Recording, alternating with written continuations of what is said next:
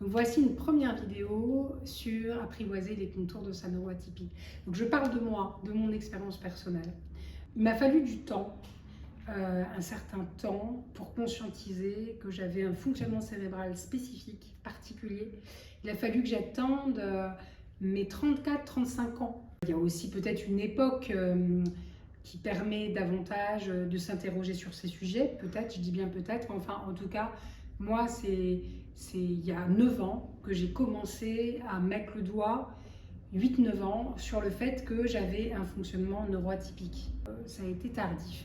Pour autant, je ne me suis jamais identifiée à une quelconque étiquette, qu'elle soit perçue comme positive ni négative. C'est une conviction profonde que j'ai, qui a toujours été, que l'étiquette enferme.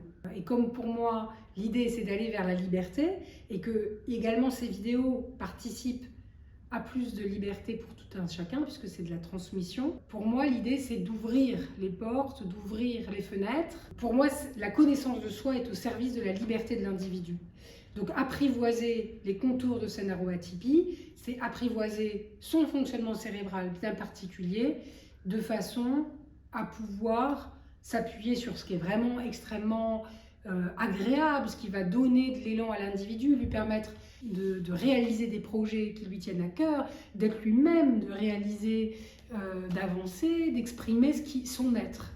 C'est ça la connaissance de soi, connaître les contours de sa neuroatypie. L'étiquette, si en plus on donne ce qui moi me rend extrêmement récalcitrante, c'est que j'ai trop vu des personnes vulnérables donner leur pouvoir aux sachants, entre guillemets, c'est-à-dire à des personnes qui sont censées avoir le savoir, donc des personnes de la sphère médicale, de la sphère psychologique. Faut pouvoir se réapproprier son pouvoir, c'est-à-dire que c'est bien d'avoir des repères, que des psychiatres puissent donner des noms, puissent donner... Ça, il faut bien comprendre qu'il y a toute une époque, une influence de la spécialité d'où vient le spécialiste, qui va influencer son jargon, qui va influencer ses croyances, qui va influencer ses connaissances médicales, ses connaissances de spécialiste. Et donc il faut pouvoir... Donc c'est tout un chemin, hein, je ne dis pas que c'est du jour au lendemain, loin de là, mais prendre du recul, en tout cas un peu de recul sur ce qui est dit, ce qui est fourni par le spécialiste, et après se faire sa propre idée. C'est très important de se dire qu'il n'y a que nous, que vous, qui êtes les premiers spécialistes de votre fonctionnement cérébral. Ce n'est pas à l'extérieur, c'est vous à l'intérieur qui allez apprendre à savoir comment vous fonctionnez. Donc ça, c'est vraiment se réapproprier son pouvoir et ne pas donner à l'autre du pouvoir sur soi. C'est à soi, on peut partir d'un diagnostic qui nous est donné, mais pouvoir cheminer pour approfondir, comprendre, etc. J'ai progressivement, donc à partir de cette parenthèse de 8-9 ans qui s'est amorcée dans ma vie, j'ai pu apprendre à identifier mon fonctionnement et identifier notamment ce qu'on appelle la pensée en arborescence, le fait de pouvoir avoir une pensée en arbre qui fait qu'on est très facilement amené à faire des liens entre des idées qui n'ont rien à voir les unes avec les autres, ce qui peut parfois noyer l'individu qui est en face, s'il n'a pas l'habitude de ce type de pensée. J'ai longtemps cru que ma façon de fonctionner, j'étais pas la seule, qu'il y a beaucoup de gens qui fonctionnaient comme moi, et ça a été vraiment progressif de se rendre compte que non, j'avais vraiment un fonctionnement spécifique avec lequel il s'agissait de lier une amitié avec ce fonctionnement spécifique. J'ai notamment une hypersensibilité émotionnelle qui est particulièrement forte, qui a pu, dans bien des circonstances, être paralysante parce qu'elle empêche d'agir. Et donc, il a fallu que je l'apprivoise également. Et puis, une grande capacité de travail, de créativité, du fait d'avoir une hyperactivité cérébrale qui fait que j'ai une façon de penser qui peut être à certains moments extrêmement rapide. Cette rapidité de la pensée fait que très rapidement, il y a des nouvelles choses qui peuvent prendre corps dans des projets. Voilà, c'est ce qu'on peut appeler l'hyperactivité cérébrale. Et donc il m'a fallu composer avec ces fonctionnements neuroatypiques. Déjà bien les identifier, bien les comprendre, bien les apprivoiser. Il m'a fallu aller aussi jusqu'au dépassement de mes limites, puisque j'ai vécu un burn-out en 2017, un burn-out sévère, c'est-à-dire que j'ai fait concrètement une dépression sévère, un effondrement total de mon psychisme et de mon énergie au niveau physique. Donc il m'a fallu quelques mois pour sortir de ce burn-out et me remettre dans la vie quotidienne, à reprendre confiance. Mais ça a été extrêmement douloureux. C'est vraiment ce burn-out qui m'a fait prendre conscience de mon fonctionnement, qui a été on va dire, le point de départ. Je n'avais pas conscience que mon corps avait des limites. J'avais ce no-limit en moi qui faisait que je ne sentais pas ma fatigue, je ne sentais pas la douleur pendant très longtemps. Et donc je continuais à travailler parfois ou à aller dans un sens sans me rendre compte que mon corps n'était plus en capacité de suivre. Et donc j'ai dû aller jusqu'à l'effondrement. Et puis évidemment il y avait des facteurs de stress à ce burn-out, hein. C'est pas tombé du chapeau comme ça. Il y avait des facteurs de stress extrêmement forts, paroxysmiques je dirais, qui ont fait que mon corps ne pouvait pas tenir. Ça donnait un burn-out. Donc c'est quelque chose que les personnes concernées par la neuroatypie vont être beaucoup plus exposées à ce risque de burn-out. Parce que l'hypersensibilité, qu'elle soit émotionnelle ou sensorielle, expose beaucoup plus au risque de burn-out, au risque d'effondrement interne, où on va devoir pendant plusieurs mois être en repos parce que la personne n'est plus capable de fonctionner avec un rythme quotidien. Aujourd'hui, il existe beaucoup de termes pour identifier ce fonctionnement cérébral particulier. Certains parlent de neurodiversité, d'autres de neuroatypie. Il y en a qui vont dire non, la neuroatypie, ça crée un clivage entre les neuroatypiques et les neurotypiques. Il y a aussi ceux qui parlent de neurodivergence parce que c'est plus en lien avec le vocabulaire anglo-saxon. Et en fait, je crois que ce qui est important, c'est de faire en fonction de sa sensibilité. Moi, je ne me revendique même pas comme une personne neuroatypique.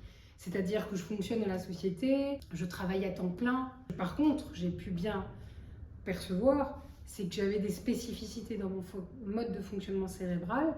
Pour moi, la frontière entre neuroatypique et neurotypique est une illusion. Pour moi, on est tous concernés par ces sujets. Tous les êtres humains à la surface de la Terre sont concernés par tous ces sujets qui touchent à l'autisme, c'est-à-dire la communication, les codes sociaux, la présence au corps, se laisser traverser par les émotions, tout le chapitre émotionnel, la sensorialité, l'hypersensibilité sensorielle. Pour moi, toutes ces choses-là, l'attention aussi, la capacité de concentration, surtout avec une ère comme aujourd'hui où on est sans cesse interrompu, soit par une notification de son portable, soit par une personne qui vient quand on est en train de travailler, interagir avec nous. Notre cerveau n'est plus habitué comme avant l'apparition des outils numériques en masse, j'entends. Donc avant, on va dire, les années 2000, et je dirais qu'il y a eu cette accélération avec les années 2010, on avait plus de concentration intense sans être interrompu sur une tâche en particulier. Donc pour moi, il y a vraiment un fonctionnement sociétal et planétaire qui influe sur les transformations de fonctionnement cérébral des individus. Mais je sais que certaines personnes ont besoin de ce diagnostic, que pour certains c'est un vrai soulagement. Par rapport aux jeunes de l'association Vue au Sens qu'on accompagne, beaucoup d'entre eux témoignent que le diagnostic a été dans leur vie un soulagement quand il a été appris sur le tard. Ce qui est important, c'est de respecter le cheminement de chacun, parce que chacun a un fonctionnement unique, chacun va avoir un chemin unique par rapport à cette neurodiversité. Également, C'est important de respecter son rythme parce que c'est pas un chemin linéaire, c'est un chemin circulaire. On va pouvoir approfondir à certains moments certaines thématiques et c'est jamais fini. Année après année, on peut repasser sur